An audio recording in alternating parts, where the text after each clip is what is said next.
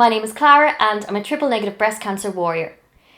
The last time we spoke, I was halfway through my AC chemotherapy. I was to have 4 treatments in total, which I did have, with a week in between each one. And then that part of my treatment at Kilkenny Hospital was finished. So now I have to go back to Waterford Hospital, where I was originally diagnosed. And my first time back in Waterford was for a mammogram and an ultrasound to see how I got on with the chemotherapy. During the ultrasound, the little markers that were fitted in here into the middle of the tumours could not be found at first on the ultrasound screen because the cancer could not visibly be seen.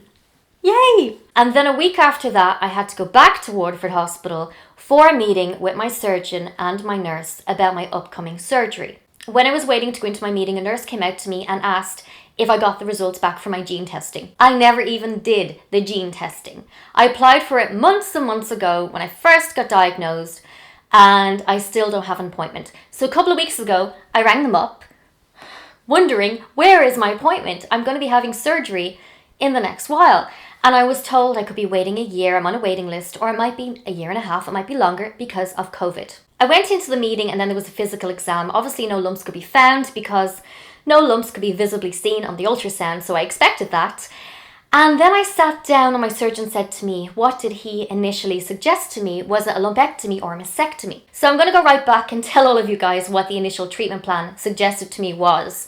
It was chemotherapy, and that suggested to a lot of women with triple negative breast cancer first, because it's quite aggressive and fast growing. And then what was next on my plan was surgery, a lumpectomy, and then I think about 5 weeks of radiation.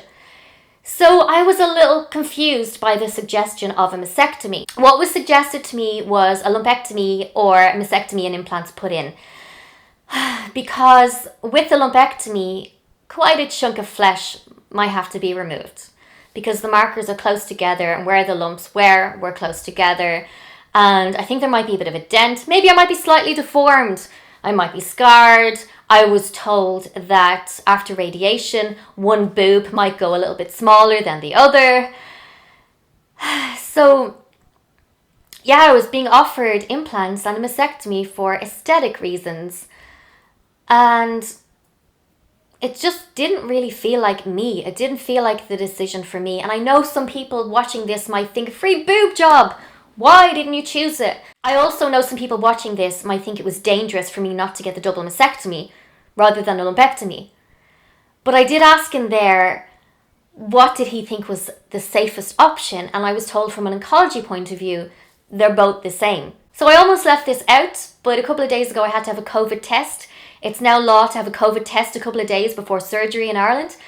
And it's not painful. So if you're watching this and you're really freaked out about having a COVID test, it's not painful. It's very strange. I did feel like my brain was going to get scraped. I'm only joking. But no, it's actually grand. My eyes did water a little. I'm not as nervous as I thought I would be about tomorrow. I thought I'd be a lot more nervous. I used to even be really scared going to the dentist for a checkup. So I think I am evolving as a person. If you're watching this and you're newly diagnosed, we are all way stronger than we think we are. I was not strong at all before this. So yeah, keep strong and keep brave. Thanks a million for watching.